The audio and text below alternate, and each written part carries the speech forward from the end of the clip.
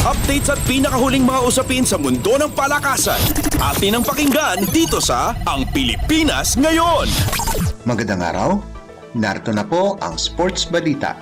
Susubukan ng tapusin ng San Miguel Beermen ang kanilang bakbakan laban sa Magnolia Chicken Templados Hotshots ngayong araw ng mga puso sa Game 6 ng 2023 to 2024 PBA Commissioner's Cup Finals na gaganapin sa Smart Araneta Coliseum. Isang panalo na lamang ang kailangan ng Beermen pagkatapos makaungos sa Game 5 sa bisa ng 108-98 panalo kontra Hotshots para sa 3-2 bentahe sa kanilang Best of 7 series. Kapag napigilan ng Magnolia ang SMB, magkakaroon ng winner-take-all Game 7 itong darating na Biyernes.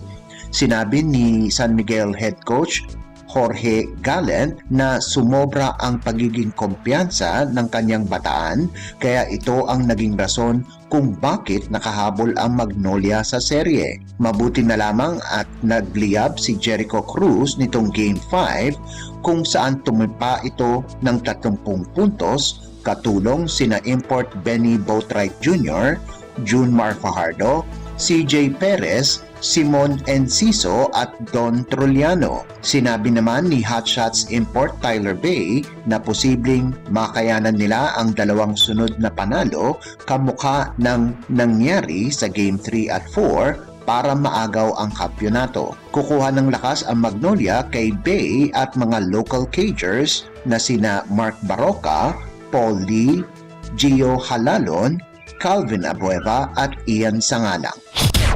Updates at pinakahuling mga usapin sa mundo ng palakasan.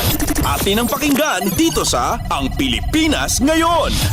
Sasabak si Filipino pole vaulter Ernest E.J. Obiena sa mga torneo sa Europa na kabilang sa World Athletics Indoor Championships. 3 malalaking torneo ang sasalinan ng Asian Games gold medalist at world number 2 pole vaulter na si Obiena bilang paghahanda nito sa Paris Olympic Games na idaraos itong Hulyo.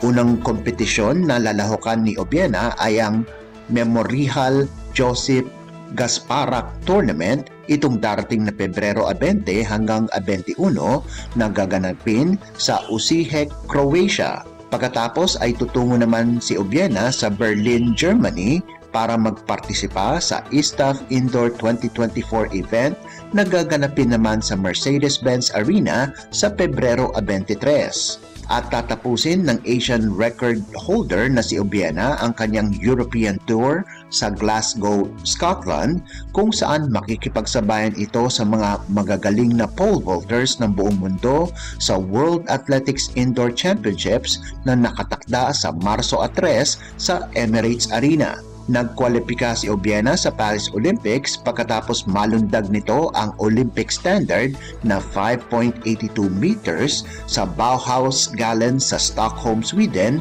noong nakalipas na taon. Updates at pinakahuling mga usapin sa mundo ng palakasan. Atin ang pakinggan dito sa Ang Pilipinas Ngayon.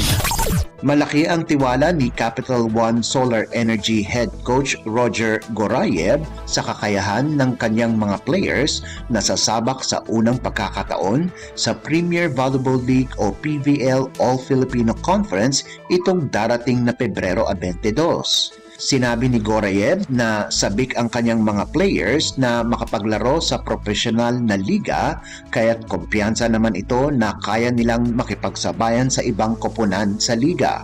Ayon pa kay Gorayev, magiging susi din ang determinasyon at puso ng kanyang mga players. Dagdag ni Gorayev na kahit maiksi na lamang ang preparasyon ng Capital One Solar Energy, tiwala siya na ibibigay na kanyang bataan ang lahat dahil uhaw ang mga ito na ipakita ang kanilang talento.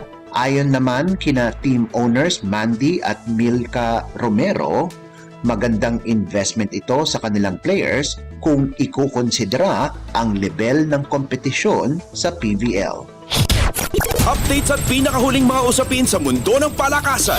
Atin ang pakinggan dito sa Ang Pilipinas Ngayon. At yan ang pinakahuling balita sa larangan ng palakasan. Para sa Radyo Pilipinas World Service, ito po si Leo Magpayo. Magandang araw. Updates at pinakahuling mga usapin sa mundo ng palakasan. Atin ang pakinggan dito sa Ang Pilipinas Ngayon.